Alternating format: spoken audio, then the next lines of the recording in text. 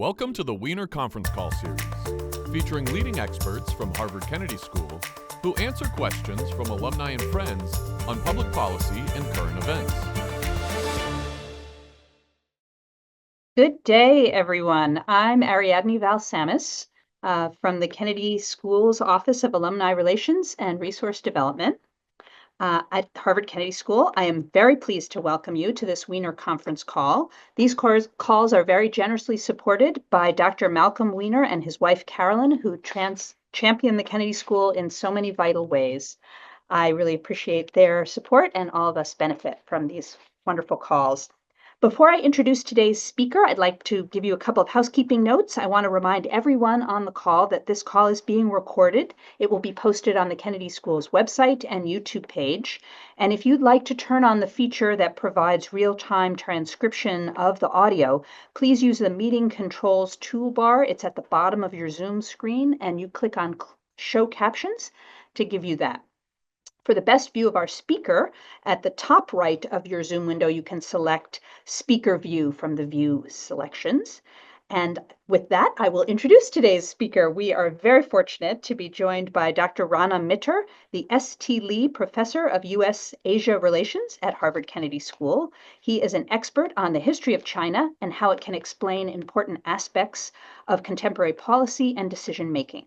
Professor Mitter is a frequent commentator in global and media forums, including Foreign Affairs and the World Economic Forum in Davos. And he's the author of several award-winning books. His most recent is China's Good War: How World War II is Shaping a New Nationalism.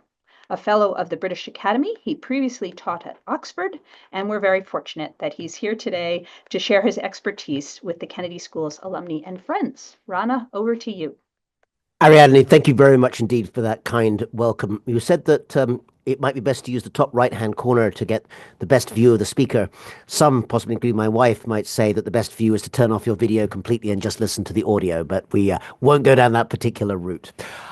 It's a huge pleasure to be with this very distinguished group today on the Wiener Call, and I'm delighted that I think at least two members of the Wiener family who've supported so generously are on the call as well today. We here at HKS are very grateful for all you do to support us and for everyone who's part of our community being part of this conversation.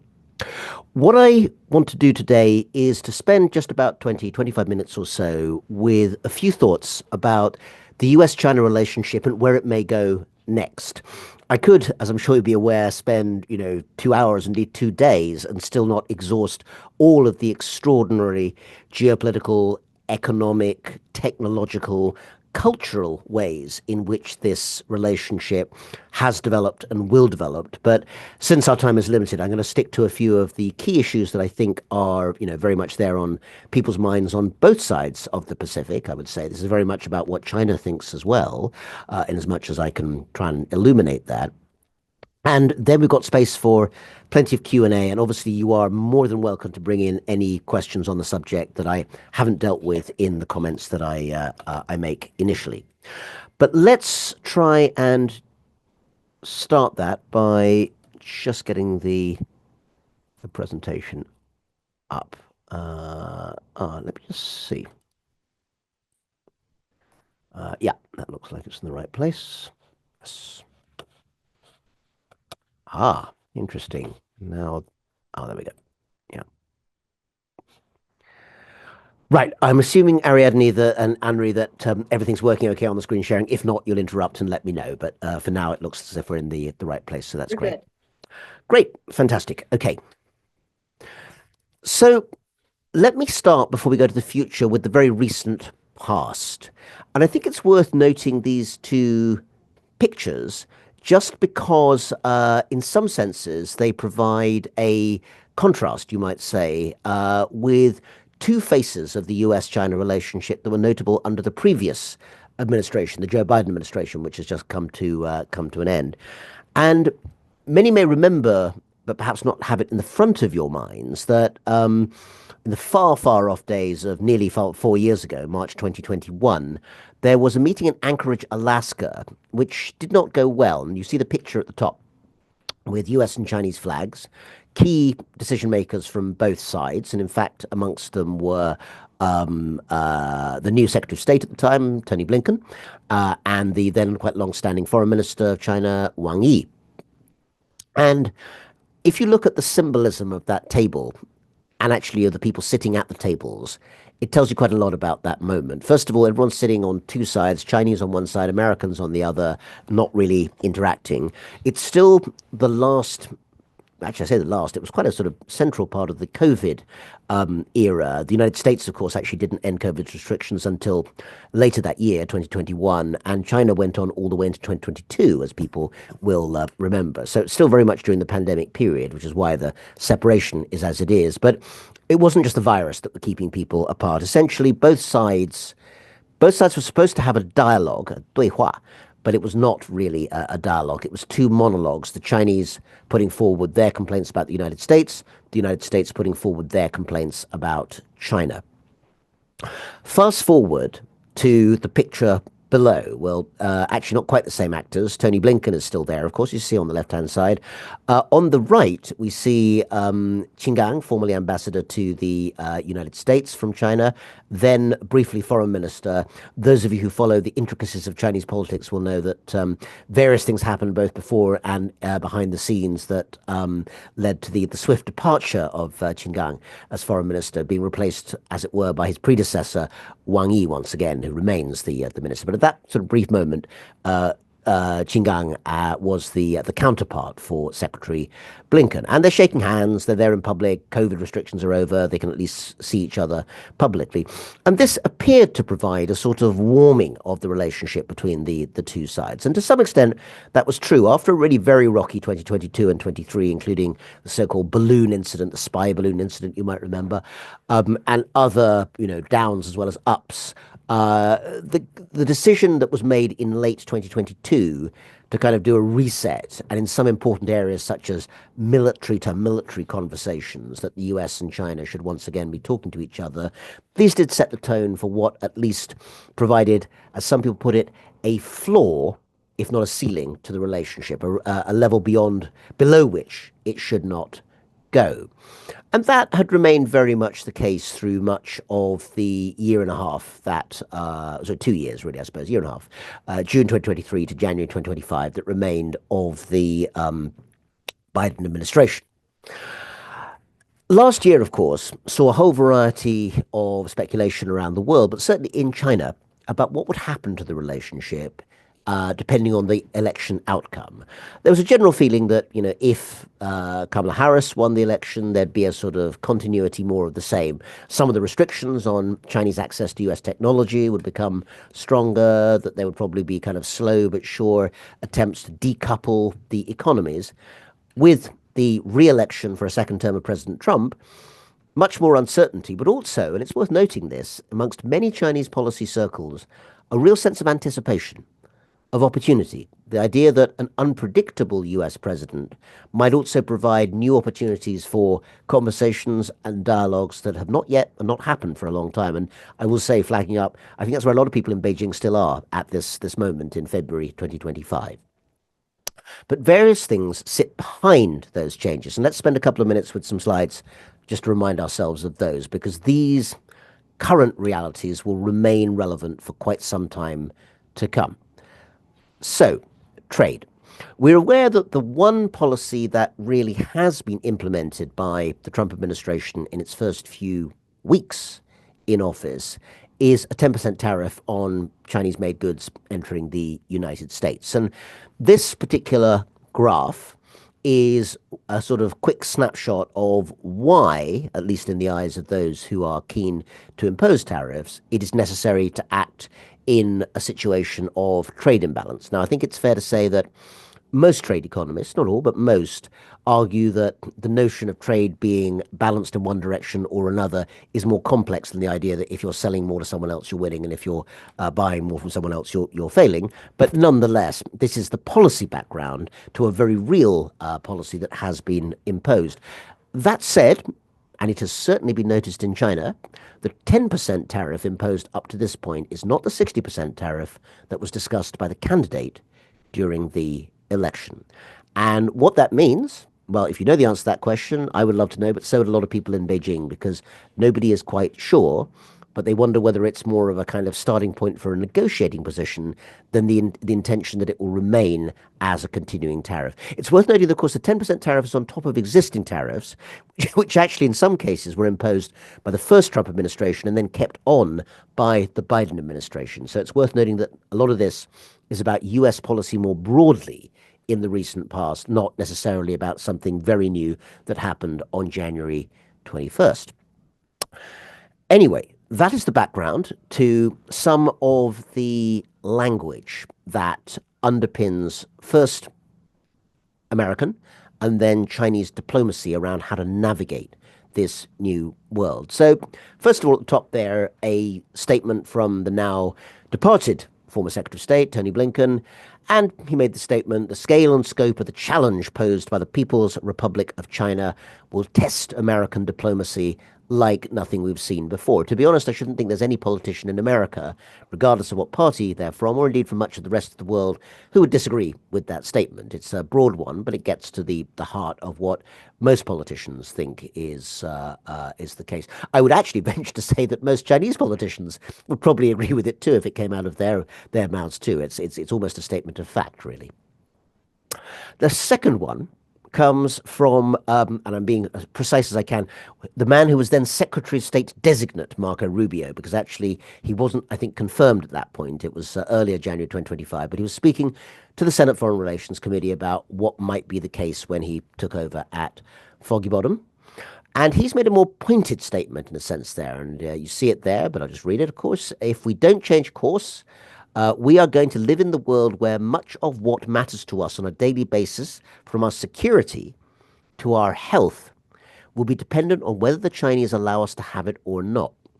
And I think the statement's really interesting because it combines both the continuity with Tony Blinken's statement, the scale of the challenge, scale and scope of the challenge is essentially the same idea. But Marco Rubio has added an element that isn't in that Blinken statement about how far the US's own priorities are going to be further affected by what actually comes from China.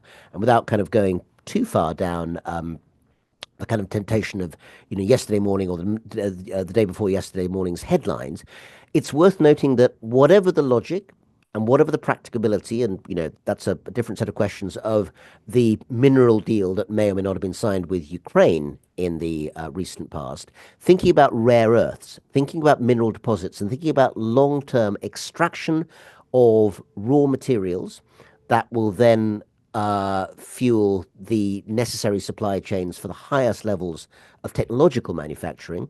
This is something China thinks about, the United States thinks about it, the European Union thinks about it, and that question of whether the Chinese allow us to have it or not in the Rubio statement, I think is a reflection on the idea that things that are vulnerable from the US's point of view to Chinese control need one way or another to be brought out of that particular space. That's the intention, I think.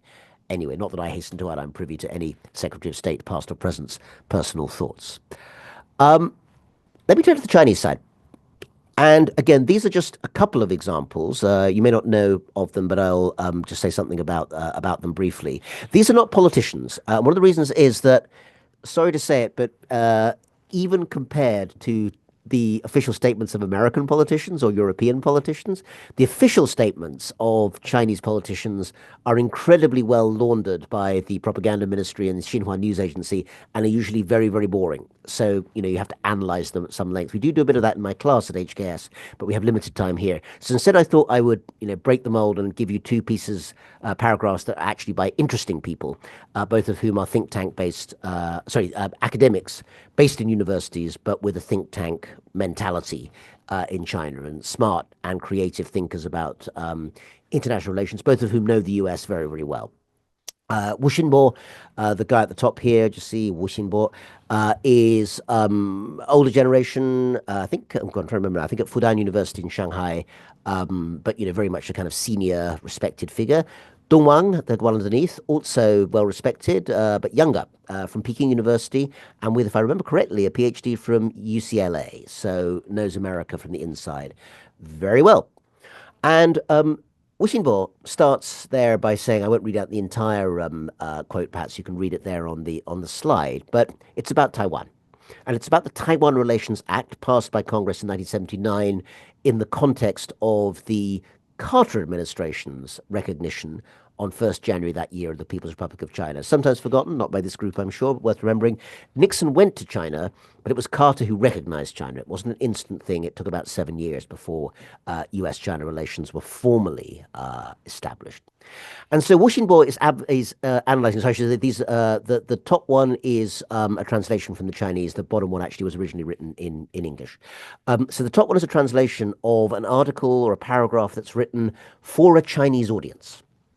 And that's why these quotation marks and other things are there in trying to step around a really delicate issue. So Wu Xinbo, I suspect, is almost saying, look, don't blame me, guys. I'm just the messenger. But this is what these crazy Americans think they're doing with Taiwan, which, of course, he would say does not accord with China's views. So this idea of having obligations to Taiwan's security in quote marks, well, from the point of view of the Taiwan Relations Act 1979, they're not obligations in quote marks. They're just obligations. Congress can change it. Congress can change anything, but that's not what the act says right now. And then the second one, or the second paragraph, second, the U.S. believes that Taiwan is a so-called, quotes, democratic regime, close quote marks, and that they should support Taiwan's, quote marks, democracy. Now, this is, again, an important area because ever since the derecognition of Taiwan in 1979, Taiwan's leaders, both the then dominant KMT, Kuomintang, or Nationalist Party, formerly under Chiang Kai-shek on the mainland, and he's long since gone, but the party is still there, and actually the now ruling DPP, have leaned very heavily into the idea that, okay, Taiwan is not a recognized state. It doesn't have the sovereign rights of Ukraine, let us say, but it does have one of Asia's liveliest civil societies, free press, multi-party democracy, very kind of advanced positions on many aspects of civil rights, and therefore it has value as a liberal, free, democratic state, as opposed to recognized country, but state in Asia that's worth preserving. The Biden administration certainly leaned very heavily on that argument, while also remembering the unstated corollary, which is that Taiwan is also, of course, a huge security asset for U.S. interests in the United States. If China controlled Taiwan, then its naval projection, blue water naval capacity in the Western Pacific would be much, much greater. It is not yet clear, and I think that's just a literal statement of the truth, it is not yet clear exactly what the new administration, the Trump administration version 2's policy is towards Taiwan. Many of the people who were involved with the previous Trump administration's policy on China and Taiwan are no longer in this administration, and we have yet to see what the new team is going to do. So I think we have to wait and see on that. But certainly, Chinese side, as Wu Xinbo's very interesting article points out, will push hard on the idea that many of the terms in which traditionally, across Republican and Democratic administrations, the U.S. has looked at the changing nature of Taiwan and from the 80s to the present day, are not recognized as valid by the Chinese side. They regard Taiwan, as you know, as a purely internal affair, the last unfinished business of the Cold War, an island that needs to be brought into the fold, whatever phrasing you want to use. That is a very different lens. And that then leads us to Dong Wang, again, fascinating and very engaged younger scholar based in Beijing, a lot of knowledge of America. And to be fair, his piece says, a new engagement consensus would require both Washington and Beijing to abandon a zero-sum mentality and instead conceive of power as a positive-sum game, showing the wisdom that all great thinkers from China and elsewhere do. He makes sure he quotes our own Joe Nye to back him up on this. Whether or not Joe necessarily agrees with this citation is something I haven't run past him yet, but it's a good way to get credibility in the geopolitical world to quote our former dean. And certainly, this mindset that actually the US and China have to sort out an arrangement between each other, at least rhetorically, is something that you continue to hear very strongly amongst the Chinese think tank, in the Chinese think tank ecology, you might put it, although the level of gloom in private, to be honest with you, about whether this is really achievable, is also quite palpable. And I've certainly found that on previous visits to Beijing recently. Just a few more minutes on some of the issues that underpin these questions. So, that's to do with some of the rhetorical structure around US-China relations and where it may go in the near future. Remember that some of the geo-economic issues that underpin that relationship are not going away. Just a reminder of that export-import graph we had just now, and then go back to this one. Here are four examples. I could give you 14. I could give you 40 probably if I really thought about it. But here are four important ones that are hard geoeconomic questions that will not go away just because, as is also realistic, the security environment between the US and China on military issues is not a very stable or very trust-enabled one. So first of all, and again, I won't go into huge detail because, an audience this expert will know a lot about this already. Supply chains. Is the United States and are its allies going to decouple from Chinese production? I'll put this in the most basic level, and I don't want to kind of do brand names. Other brands are available, but can you make an iPhone without China? Well, Apple is currently moving more production into India, for instance, and that may be part of the question. Some people call this ABC, anything, anywhere but China, as an alternative production chain. But I think a lot of people who are realistic about manufacturing will also say, but you can't do it overnight. You can't even do it in a year. It takes time, and it takes a lot of dedicated and strategic effort, and probably between states as well as private companies. So let's see how that decoupling actually works out. But it's definitely underway in many ways, and there are many areas in which there will be decoupling, just a question of how far it goes. Second point is about talent pool and intellectual property. I think one of the things, 10 years ago, the story was, well, Silicon Valley, United States, Western world, that's where the innovation happens, and China just takes or steals or, rips off this IP. That is no longer so simplistically the case. It is still the case, I have to say, we upfront here, that there is too much intellectual property theft by Chinese entities from foreign actors. But also, nobody can look at what China is doing today and, I think, deny that China is also one of the major innovators in technology in the world today, in artificial intelligence. DeepSeek may be based on things that obviously emerged from the U.S. OpenAI environment, but at least in the first glance that we've seen, China's managed to do an awful lot with AI and to make it more efficient and cheaper, and to do things that no less a figure than President Trump pointed out to an audience might want to make America's tech entrepreneurs sit up and think, whoa, what do we want to do next? So that division, and perhaps that's part of the decoupling too, between a Chinese-driven tech and IP environment and one that is, whether it's going to be American or whether there is actually still scope for America, Europe, and others to cooperate, that's still unclear. That's going to be a big question in the next few years. Energy crisis, again, we've seen a much bigger divergence in the last 5 weeks than would have been the case, a year ago. It would appear at the moment, maybe it'll change, that there's going to be a big forward-facing push back to fossil fuels in the United States and in the economic ecology surrounding that. Meanwhile, China is going to continue to produce an awful lot of greenhouse gases and also fuel climate change, along with the US, India, and EU as the four biggest producers of climate change enabling emissions. But China will now almost certainly consolidate its position as the world's biggest and most dominant producer of green energy tech, solar and wind in particular. 90% of solar, 75% of wind, I want to say off the top of my head, are of those industries are dominated by Chinese tech. The West can make a decision to go another way, can go with India, go with what it wants to do, but right now that is where we are. And the demand for post-fossil fuel energy outside the United States is not going to reduce anytime soon, particularly in the global south. That's going to be another area of immense contestation. And finally, fourth on there, the question of Chinese investment in FDI. And the Biden administration went in various ways on this. The Trump administration may do as well. What happens with Chinese investment in the United States if it's purely financial and doesn't involve transfer of IP? Does the US still want that? Don't know yet.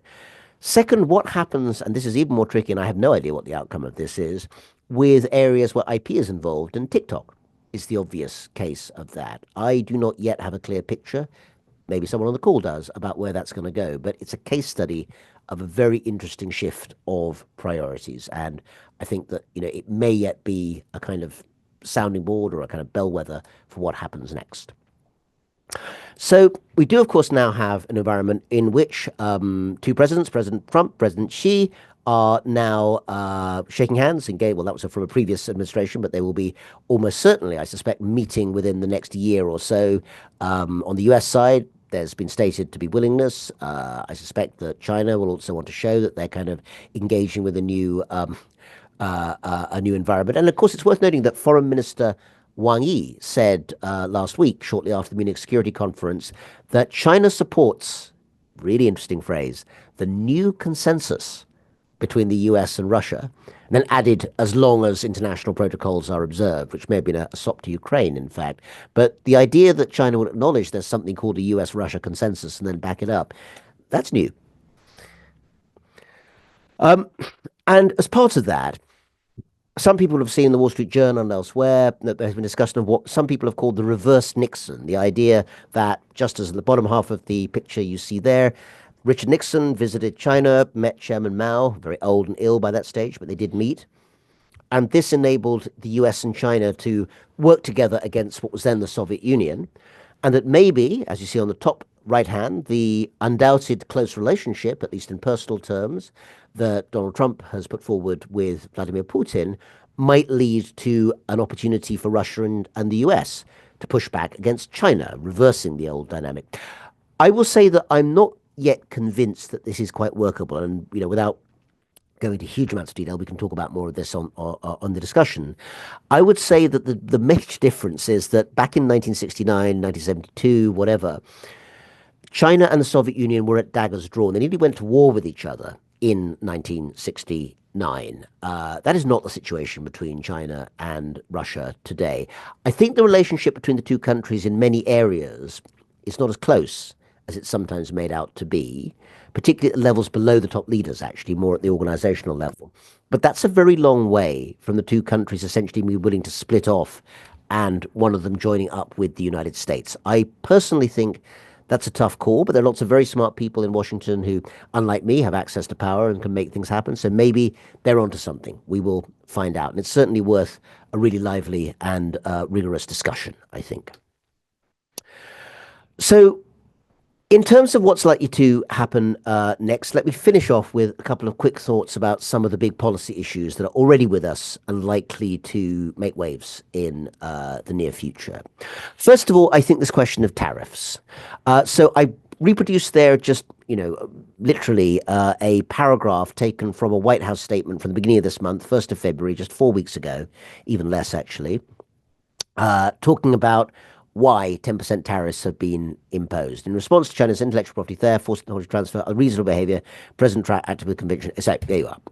Now, using that leverage to reach a historic bilateral economic agreement, I think that is the interesting part, because it's suggesting that all these bad things that China's done are the reason for the tariffs, but also, the bit after the comma, there's a way out. It's not just saying, you done bad, decouple, that's it.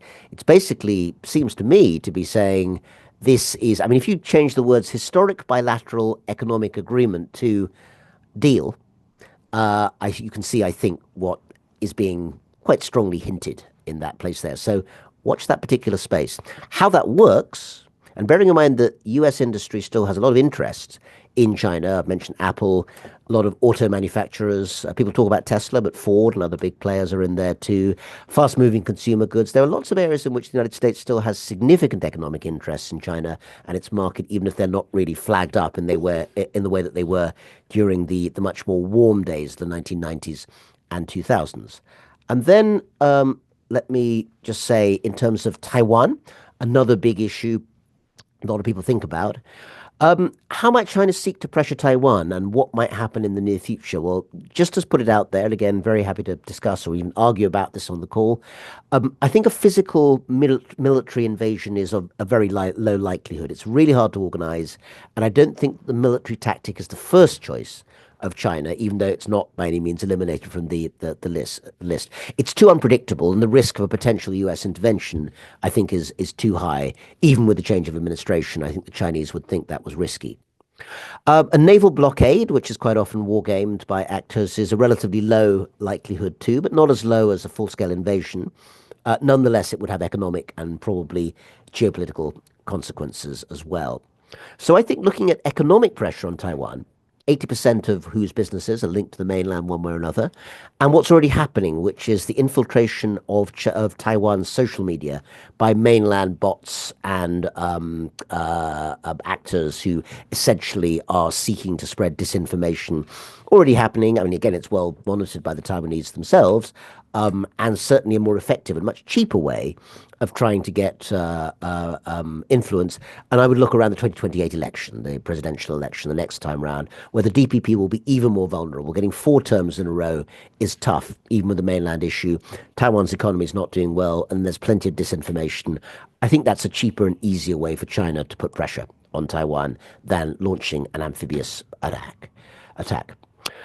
And let me finish, if I may, with 4 predictions, which is very foolish of me, for 20 years' time. So when we come back on the Wiener Call in the year 2045, we will be in a better position to know whether or not anything I say actually came true. But let me give you a couple of thoughts now.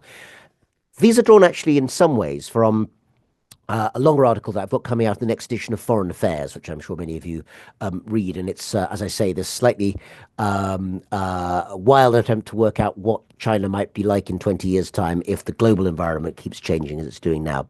So number one is that I think that in 20 years, global divergence on energy policy is likely to be more stark. There will still be a large part of the world assuming that things stay steady, that is very fossil fuel dependent, and I think that the push towards green energy will have gone much, much further around the world in 20 years than it has now, not least because actually it'll become much more commercially viable. The second, which is not unlinked, is that science research environments are going to be more split. There's already concern both in China and the US about whether or not allowing the other side's scientists to take part in that science ecology is a good idea. Obviously, far more Chinese science students come to the US than vice versa. But nonetheless, I would expect that in particular, as the global south develops more of an interest in science and technology, choosing between Chinese and American science environments might become more of a factor than it is now. The third one is that I think China's going to become more ideologically influential. The world as a whole, this is not just about the United States, it's about Europe, it's about South America, it's about parts of sub-Saharan Africa and Southeast Asia. Even when the system is democratic in terms of elections, is moving towards a more populist turn and a relatively more authoritarian form of politics. I think that's not a particularly controversial thing to say. It's sort of, if you want to say communitarian, that might be a different way of putting it. The point being that might be an environment in which China's ideas, in which it talks about the need for lots of social welfare, social spending, it likes to spend big, but at the same time also that individual civil liberties are not the rock on which states should be broken or judged. That overall sense of political mission, which has always been China's position, or at least it has for the last 20, 30 years, might find more political purchase. I think you can find versions of it in slightly unlikely partners of China, like Hungary in Europe, where actually there's been a very friendly relationship between Prime Minister Viktor Orban, the Fidesz government, and China's financial circles, where there's been plenty of regular interactions. It's not to say for a minute that Hungary is the same as China, but that the kind of sense of how the world might be ordered has more similarities than would be the case, say, with more traditional liberal democracies, as opposed to what Mr. Orban himself calls an illiberal democracy in Hungary. And last but not least, and this has been touted by a lot of thinkers just in the last few weeks, are we moving over the next, not this year, but maybe over the next 5 years, 10 years, 20 years, towards a new hemispheric division? Could America be the power of the Western Hemisphere, China of the Eastern? I still think that is probably too neat. But having said that, we saw a lot of consolidation north-south already in the language of the current US administration. And over in Beijing, if you look for it, there's more of a sense of discussing this idea, which actually is an American idea, translated into Chinese, and that is 新蒙洛主义. In case that doesn't ring a bell, New Monroeism. In other words, if the Monroe Doctrine works for the US on that side of the globe, then maybe it's time for China to think about its own version of Monroe or Mangluo as a geopolitical thinker for the 21st century when it comes to how Beijing wants to operate influence too. I think, by the way, there are lots of other actors, Europe, India, and others, who might look at both of those powers and say, not so fast, you two are important, but there are other powers in the world. But I think the next 20 years will be an extraordinarily interesting time to find out precisely how those dynamics actually work through. And Ariadne, I think I've probably spoken enough at this point. Why don't we stop there and open up some discussion? Wonderful. Thank you so much. That was amazing. We will now open up the session for questions. I want to ask everybody to turn on their cameras. It's very helpful to see you. We'd like to be in community. And to ask a question, please use the virtual hand-raising feature of Zoom. You can find that under the React button. I think it's a little heart these days on your screen. And to start us off, I'm going to ask a question from Jessica Howe. Jessica is a 2024 graduate of both the MPP program and the MBA programs at Harvard. And I think Jessica may be with us. And if she is, I would be very appreciative if she could and have a follow-up. And then we'll go down. I can see Paul's put a hand up. Michael, you guys are great. Thank you so much. Here's Jessica's question, Rana.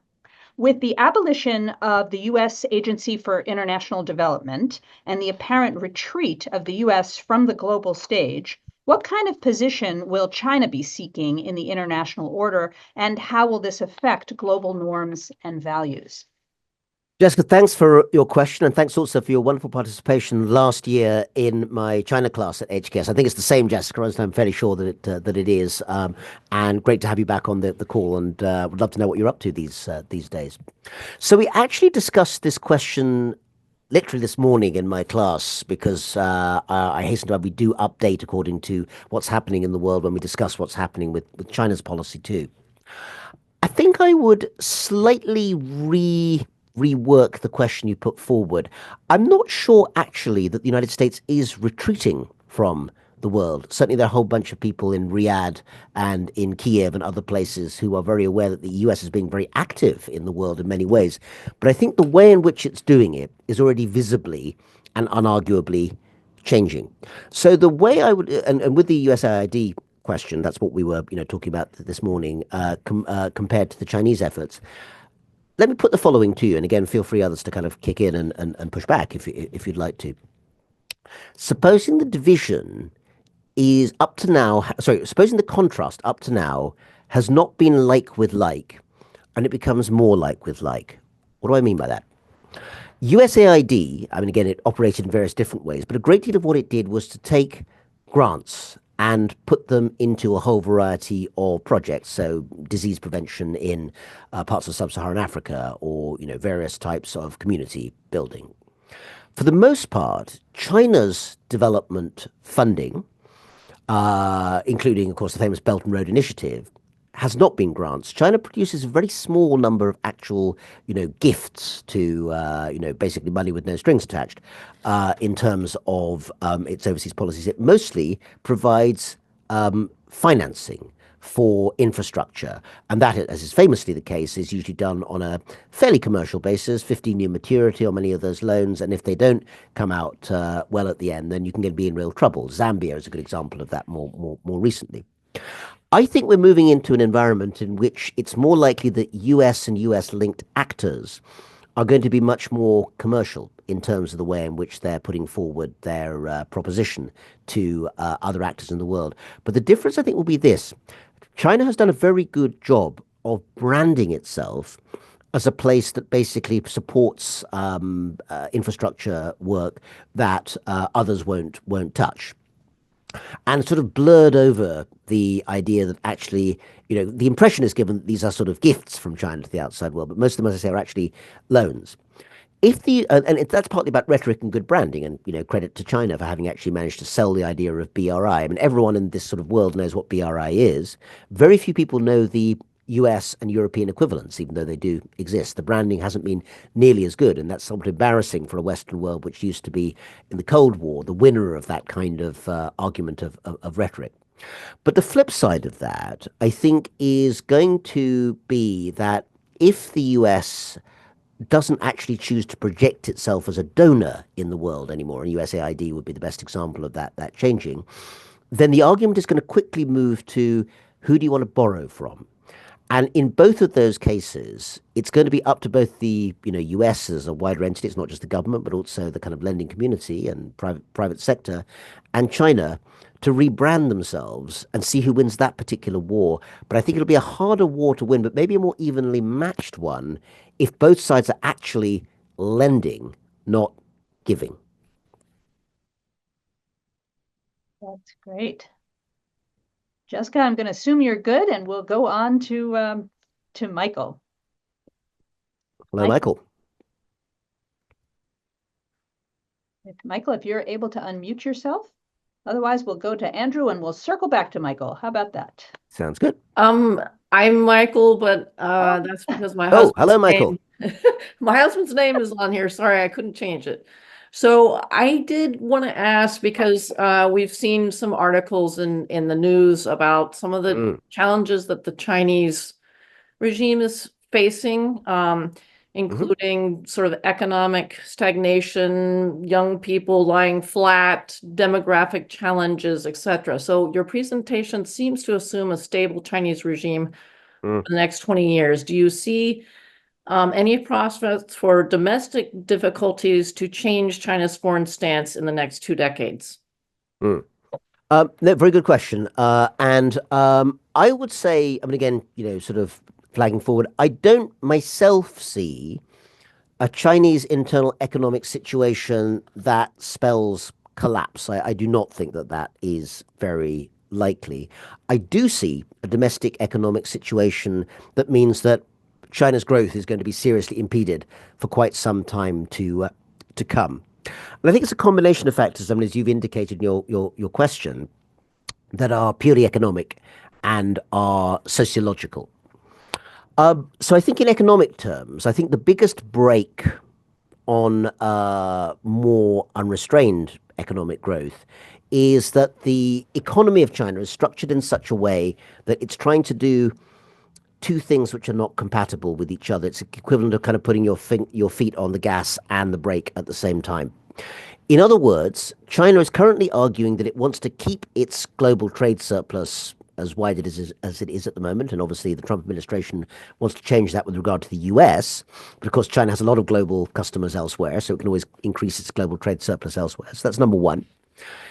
It also says that it wants to increase domestic consumption, which is generally regarded as one of the ways in which you can kickstart a certain type of growth, at least over time, and create a more stable domestic economy.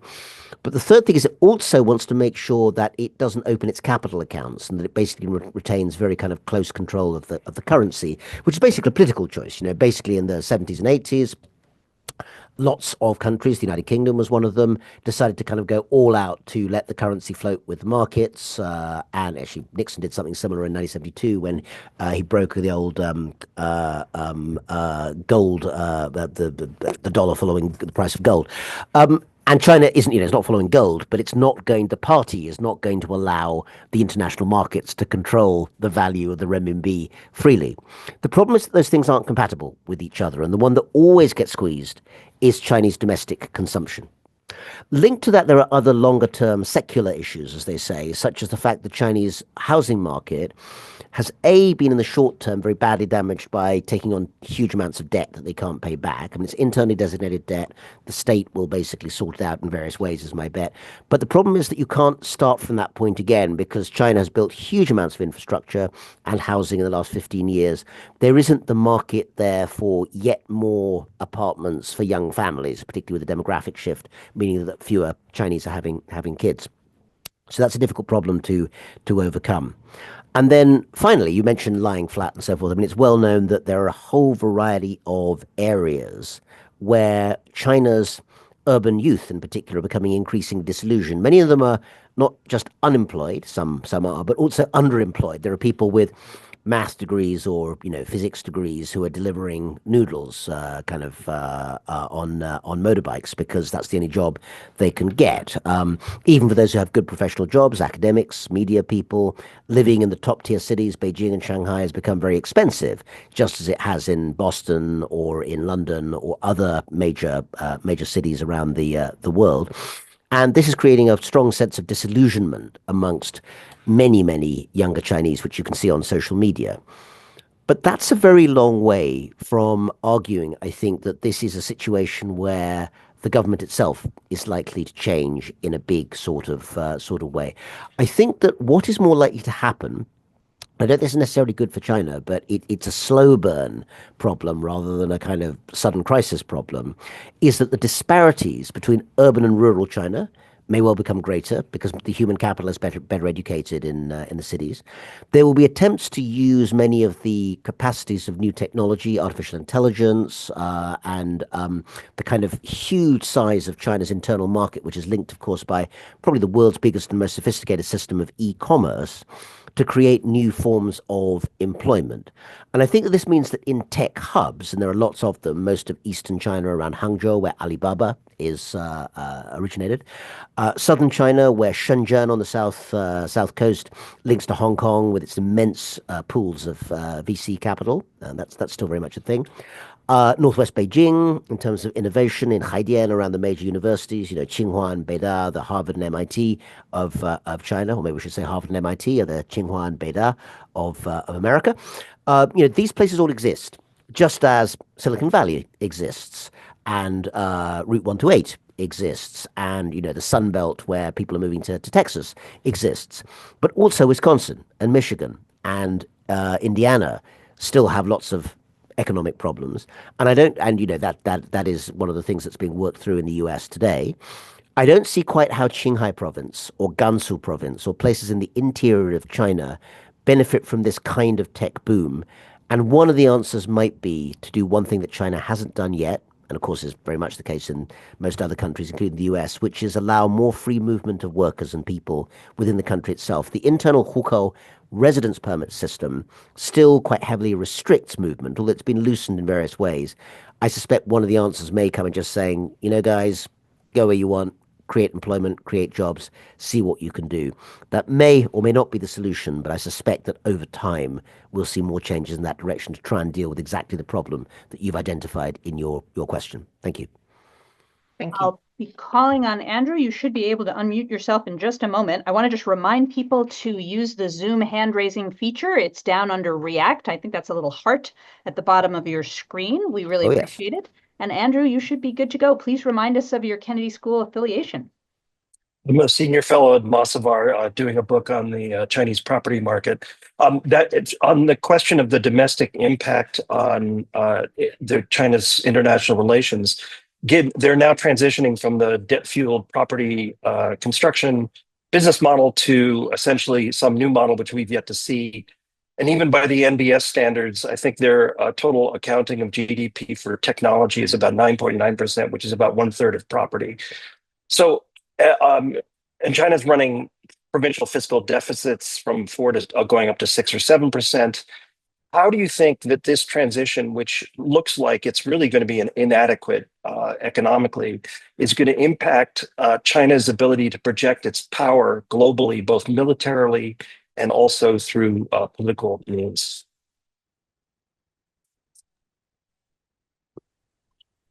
There's no doubt, as you've identified, that there are a whole variety of different factors within China that make it increasingly difficult, certainly in the short term, to see a sustainable economic model. And by the way, that's one of the reasons why I think, and this is a good thing to be clear, that I think that there probably isn't an appetite in Beijing for any kind of confrontation with the United States or more broadly in the region at the moment. That would make a bad economic situation even worse, I suspect, at least in the minds of most. But what can be done over that longer period, and how will it enable China to project its power? I think you can still see a variety of ways where, in the medium term, China can see that it has leverage that it can project. So, more and more FDI is actually leaving China and heading to places like Southeast Asia, partly because there isn't the capacity to be able to use it within China itself. And that may not be great if you're living in Gansu province, but it's certainly one of the ways in which China overall is seeking to get more economic foothold in its what it regards as its own backyard. And economic investment is probably more powerful than battleships, even though, as you'll have seen, in a frankly somewhat weird and counterproductive mood, Chinese warships have been firing off the coast of, quite close to Australia in the last week or so, which doesn't seem like a wise direction to go in. In terms of wider projection also, I would say that over time, the path dependency that China has managed to create, to be fair, largely through its own efforts in recent years, in terms of technology, are another way in which they'll exercise influence. More and more countries outside the northern hemisphere are using Huawei or ZTE equipment as the basis of their 5G and 5G plus provision. And that is a form also of power and enables a sort of dependency and renewability to come into the model of where China has influence in other countries too. Beyond that, you also have, I think, a strong sense that China is keen to try and make sure that it has more power in international institutions. We don't know yet quite how far withdrawal from certain UN institutions in the Trump administration is going to change balance of power in the UN. But there's no doubt that China, as the second biggest payer of dues, is going to take every opportunity to use its influence at places like the UN, and including in influential places where it already has a seat, like the International Telecommunications Union, Food and Agriculture Organization, to make its global goals and therefore, its wider influence better known as well. And finally, and it needs to be said, China has been building up its military at a major pace. For reasons I explained, I don't think that it's that likely that we're going to see an actual confrontation anytime soon. But the fact is that China has the capacity to project at a far greater distance than was the case a generation ago its own power, whether it's maritime or airborne, or in terms of partnerships with military bases in places like Djibouti, Cambodia, and so forth, to be able to project coercive influence when the other methods fail or don't seem to be providing the results that they want. Thanks. Thank you so much. Yang Wang, please ask your question and please let us know what your Kennedy School affiliation is.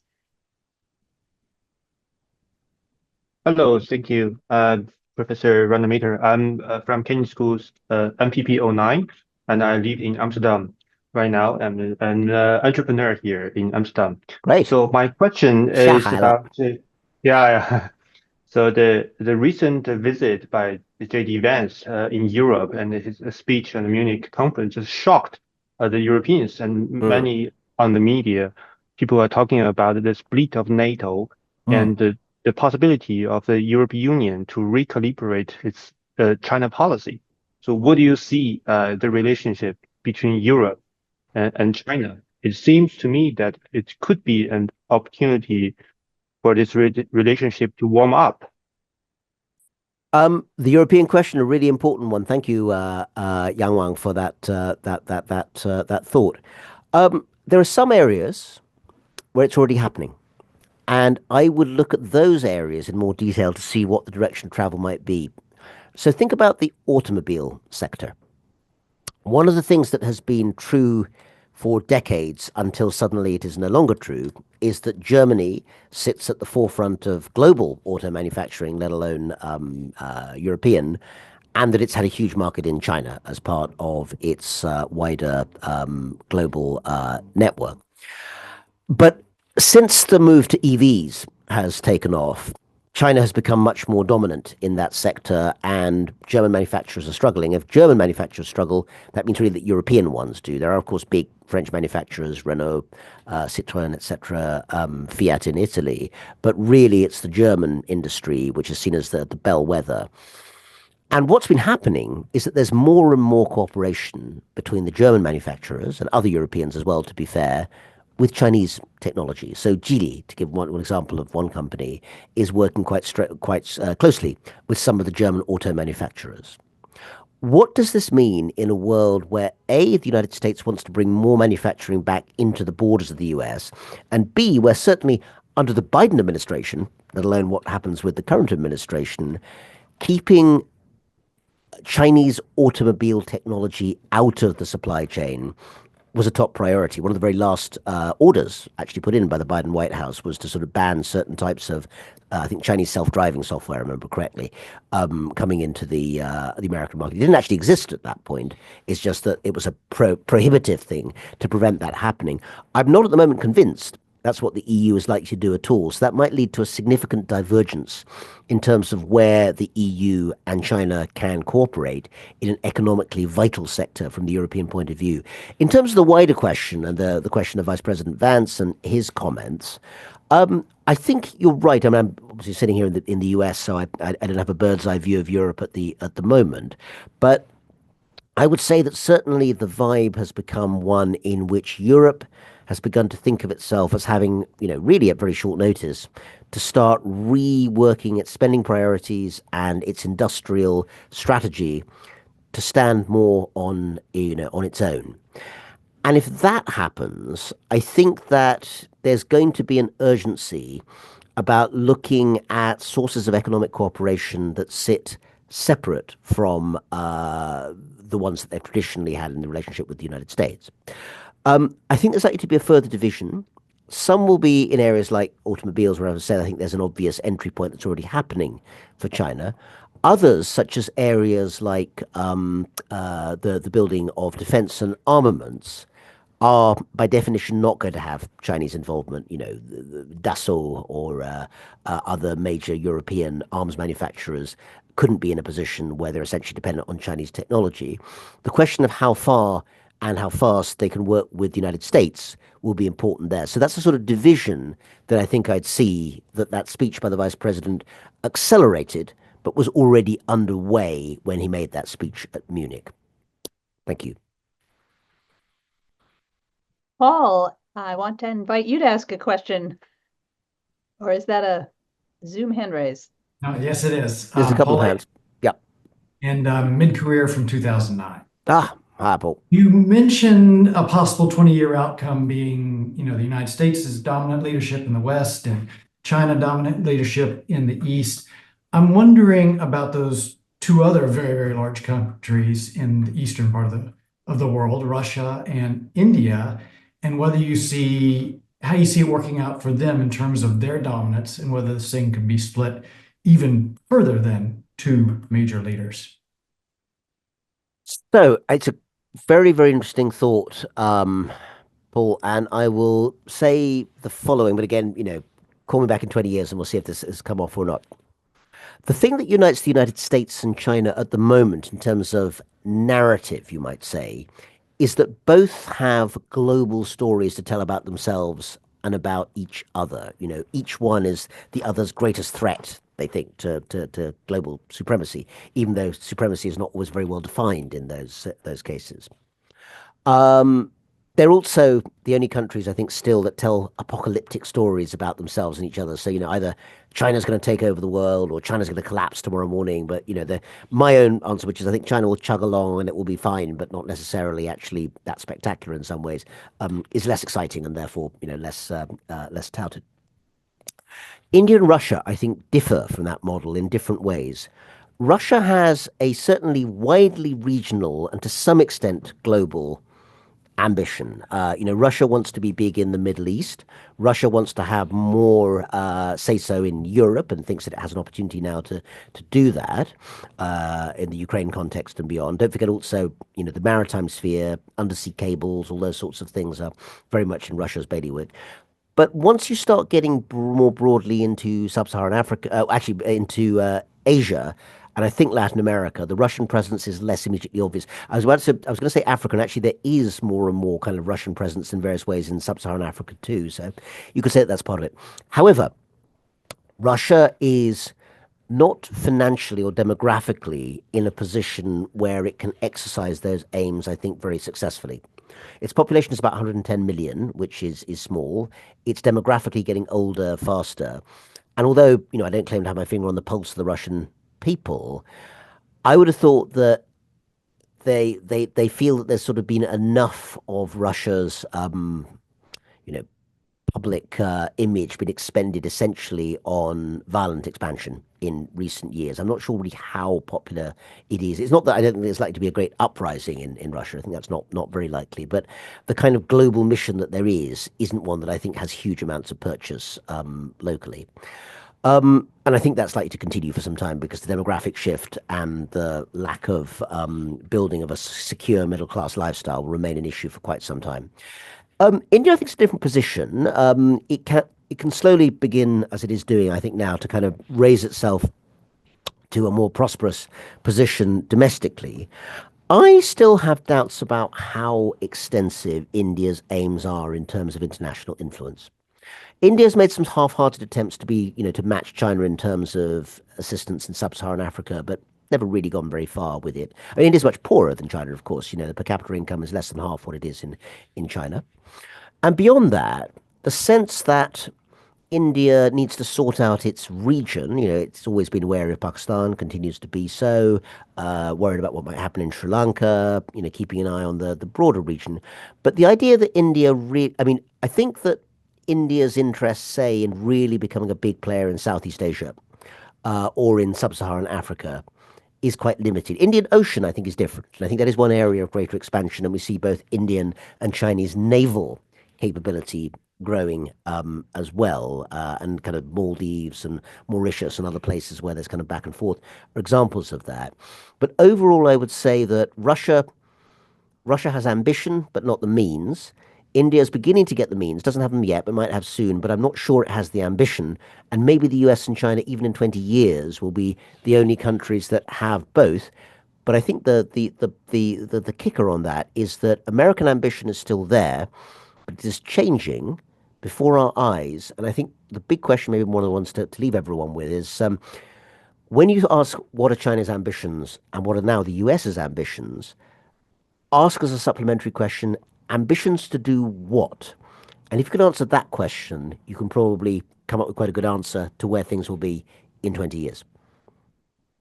Thank you. Rana, in the 2 minutes we have left, Sure. I want to invite Mirek Sizdelsky, who had a question, and I'll just, Sure. He's unmuting himself. I'll just note he's an MPA 1995, I believe living in Poland. And Mirek, are you able to? Oh, terrific. Okay, can you hear me? Because my Yes, Mirek, we can hear you very well. Working. Okay, so it's a follow-up because we sense in Europe that US is abandoning NATO and playing weirdly, at least to say yes, the relations with Russia is something that seems like completely corrupted. Anyway, the question is about the Philippines because we observed the tension in the South China Sea, and it's serious. And maybe not 20 years, it may be just 5 years or 4 years. And we know that from the strategic point of view, the control of Philippines is important for the next step with Taiwan. And it seems like logically that like a preparation for the kind of one way or the other to take control over Taiwan, whether military or different is not clear. But the question is about the US because they have the treaty. There's one of the strongest bilateral treaty. And with the current approach, it seems like US may say, "Oh, we don't have much to gain. It's not a business. They don't have the resources that we can take over." Or whatever, and it's really very strange that US may resign from the Pacific policy. That's the question. Yeah, no, well, let me give a brief answer, partly because I think there's so much in flux, Malek, that we can't know where it's going to go. I think the short answer is I haven't yet seen an indication. This is different from the European situation, I think. I don't think we've yet had a clear indication that the new administration seeks to withdraw from the Pacific at all. I think there is a very strong sense that they are rethinking where priorities lie. But you pointed out that the Philippines has a formal treaty, so does Japan, of course. There's big troop presence, South Korea as well. There's big US troop presence in both of those. Actually, in the Philippines as well, actually under the SOFA, the State of Forces Agreement, and actually partnerships, if not full alliances, with Singapore and a whole variety of other actors. What I think I can say, maybe this should be my last thought, and maybe it's a positive one, I think in many ways. Most of the other actors in the region in Southeast Asia, which is, of course, where South China Sea is so much of a contentious point, realize that they need China's economy to thrive, and that is, a fact. But at the same time, they would be extremely nervous, despite some of their surface rhetoric, if the United States were to withdraw its presence from the region. The fact that there is a hegemon who is locally based, China, is not necessarily a sign that it means a disaster. I mean, China wants to improve its economy and to trade with its neighbors to increase its own economy, and that doesn't suggest military action. But without the presence of an alternative leading power who is willing, for instance, to do phone ops, freedom of navigation operations, and push back against Chinese attempts to define at a maximalist level where their influence is, Indonesia, Malaysia, and lots of other countries that would profess being broadly neutral will not actually, I think, be so neutral after all. So there's a real opportunity that has always been there for the United States, still is there. I would suggest it's a very good opportunity to work out how to maximize the real leverage that the US has in the region and make sure that it's to the mutual benefit of all, including, of course, China, which will benefit greatly from a stable, peaceful trading environment in the Asia-Pacific region. Wonderful. Well, we will have to leave it there due to time. This was wonderful. I want to thank everybody for joining today's Wiener Conference Call, for asking such great questions, and a special thank you to Professor Rana Mitter. Thank you so much. Please mark your calendars for our next call, which is April 11th. We'll be joined by Juliette Kayyem, Belfer Senior Lecturer in International Security. Thank you again. Goodbye, everyone. Thanks, everyone. Bye-bye.